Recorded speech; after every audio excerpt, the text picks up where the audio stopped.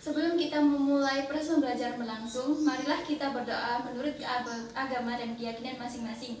Berdoa mulai. Berdoa selesai. Ibu guru akan mengabsen terlebih dahulu sebelum proses pembelajaran berlangsung.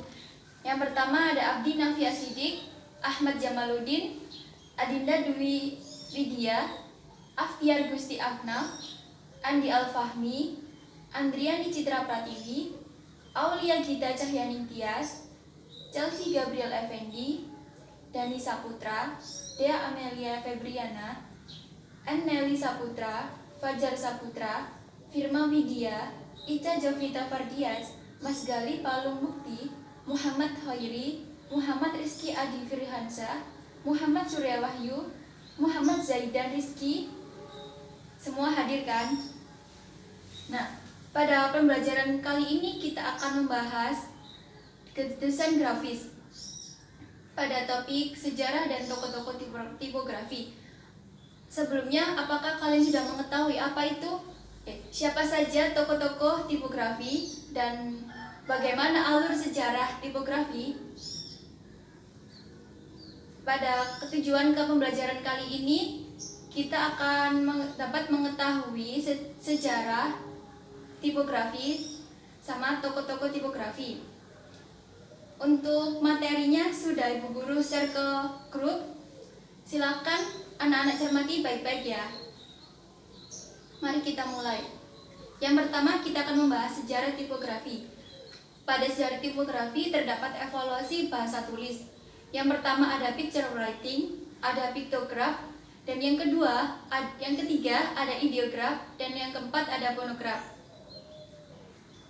Yang pertama picture writing, yaitu pada sekitar tahun 3500 sampai 4000 bangsa Afrika dan Eropa menggunakan bahasa gambar untuk berkomunikasi dengan cara membuat lukisan di dinding gua. Jadi pada zaman ini kebanyakan orang yang melukis atau membuat gambar di dinding gua.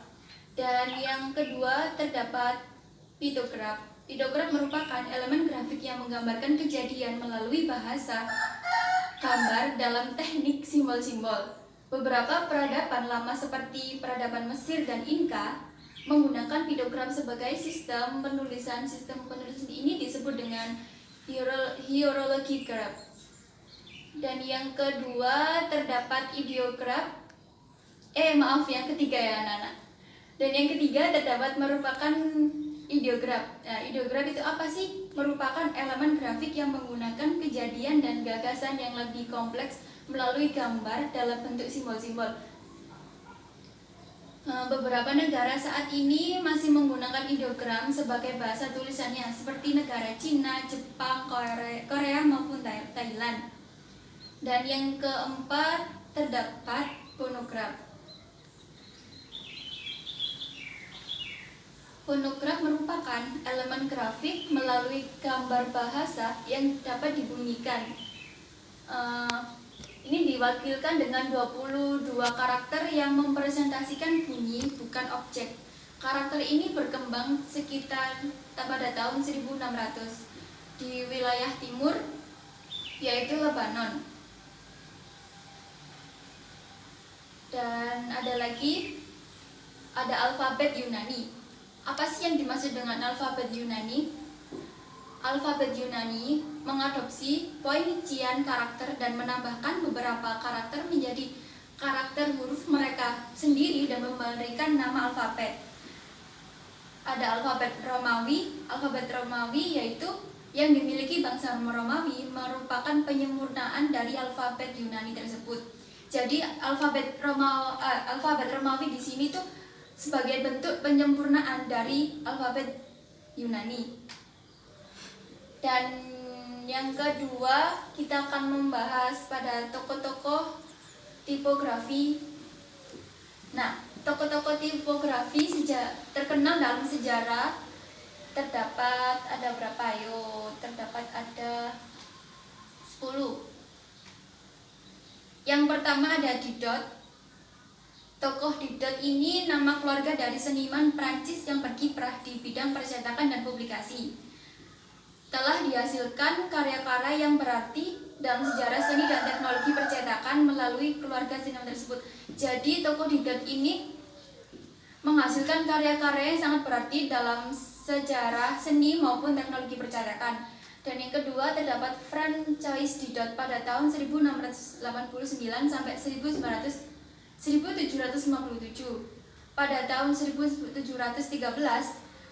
Francois Didot ini membuka usaha keluarga yang bergerak di bidang percetakan dan perencanaan huruf atau type founder.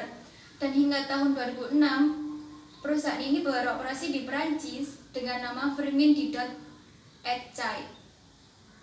Dan yang ketiga terdapat Francois Ambroise Didot, putra dari Francois Didot yang pertama kali menemukan cara mengukur huruf menggunakan satuan poin. 1 poin sama dengan 1/72 in. Hingga saat ini sistem tersebut paling dominan dalam pengukuran huruf. Dan yang keempat ada Pierre Didot 1761-1853. Putra sulung Ambroise Didot menciptakan ornamen-ornamen versi cetak klasik yang populer dengan nama Louvre Edition. Yang kelima ada Firmin Didot pada tahun 1764 sampai 1836. Putra Francois Ambroise yang lain, Firmin Didot, menemukan proses pembuatan plat cetak yang dicor. Gutenberg menemukan timah yang dicor. Dia juga mendesain huruf yang diberi nama Didot juga. Dan yang keenam ada Giambattista Bodoni pada tahun 1740 sampai dengan 1813. Giambattista ini seorang ahli cetak dan perencanaan huruf dari Italia. Diangkat oleh Duke of Parma untuk memimpin perusahaan percetakannya. Bodoni ini bertugas untuk mengawasi perusahaan percetakannya, sebuah penerbitan dalam edisi sangat mewah dan karya Holmes, Ely serta karya-karya klasik lainnya. Dia juga mencetak edisi peringatan dari Lord Prayer, tembang puji-pujian yang dicetak dalam 155 bahasa. Bodoni terkenal sebagai desainer modern yang pertama dengan karyanya berupa Romance style dengan nama Bodoni Book. Huruf yang didesain pada tahun 1768 ini adalah desain yang memiliki kontras antara bagian struk yang tebal dan tipis, juga bentuk serif yang lurus. Dan yang ketujuh ada Aldus Manutius, seorang ahli di bidang percetakan. Pada tahun 1490 dengan dukungan dari Prince of Carpi, ia mendirikan perusahaan percetakan di Venice untuk menerbitkan naskah-naskah dalam bahasa Latin klasik dan Yunani yang berbentuk berukuran kecil yang kemudian kita kenal sebagai buku hingga kini. Pada tahun 1900 ia menciptakan huruf miring yang kemudian kita sebut dengan italik. Italik yang biasanya ada di Word karena berasal dari seorang ahli dari Italia, makanya dinamaikan italik. Huruf italik ini awalnya lebih ramping dibandingkan huruf Roman biasa. Dan yang ke-8 terdapat William Carlson. Pada tahun 1692 sampai 1766, William Carlson ini merupakan seorang tipe founder dari Inggris. Dia memulai karirnya di London sebagai pengukir cetak. Selanjutnya, ia membuka perusahaan yang khusus memproduksi karya huruf atau tipe fondari yang sangat memperhatikan sifat eligibility-nya atau kejelasan, ada keterbacaan atau readability, serta simplicity, kesederhanaan bentuk huruf. Hasil karya itu memungkinkan penggunaan huruf cetak berukuran lebih kecil sehingga satu halaman mampu membuat lebih banyak teks. Dan yang ke-9 terdapat Frederick William Cauchy pada tahun 1965 sampai dengan 1947. Frederick William ini ia berasal dari Amerika Serikat dan memulai bisnis di bidang akuntan. Tahun 1895 ketika ia pindah ke Chicago, ia bekerja di percetakan dan memulai merancang huruf. Ia memulai mendirikan perusahaannya sendiri yang dinamai dengan Village Press di Prague, Illinois pada tahun 1903. Oleh karenanya bisnisnya sudah berkembang, ia pindah ke New York pada tahun 1906 dan meneruskan usahanya di sana. Dan yang ke-10 terdapat Eric Gill pada tahun 1882. Nama yang sesungguhnya adalah Gill atau Arthur Eric Rantown. Dia adalah seorang tipe desainer dan penulis asal Inggris.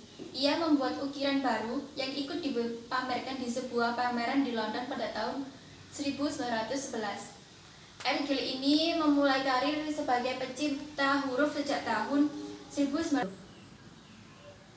Dan yang ke-10 terdapat Eric Gill pada tahun 1882. Nama yang sesungguhnya adalah Gill Arthur Eric Rantown. Dia adalah seorang tipe desainer dan penulis asal Inggris. Ia membuat ukiran baru yang ikut dipamerkan di sebuah pameran di London pada tahun 1911.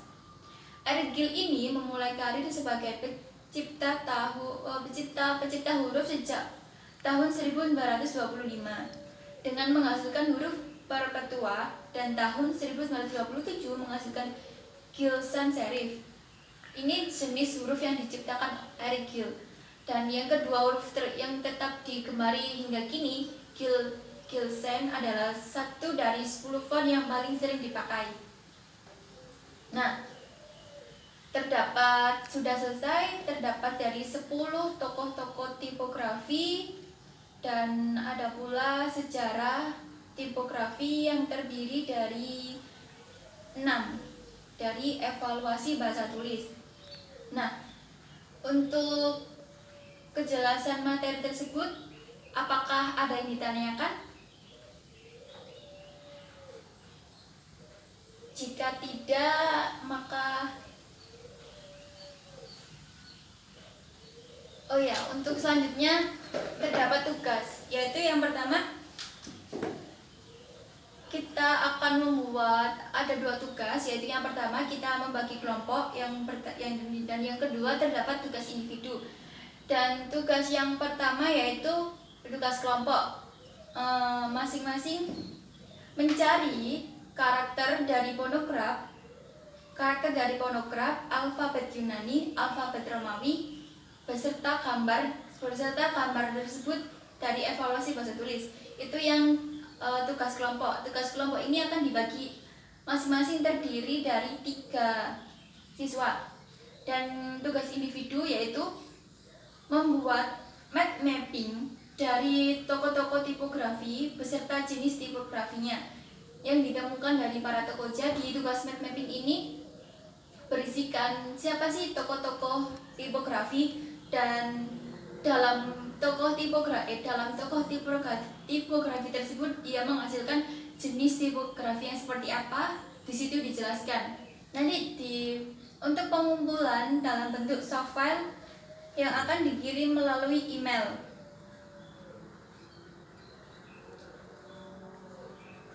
Dikumpulkan minggu depan. Terima kasih. Ibu akhiri. Wassalamualaikum warahmatullahi wabarakatuh.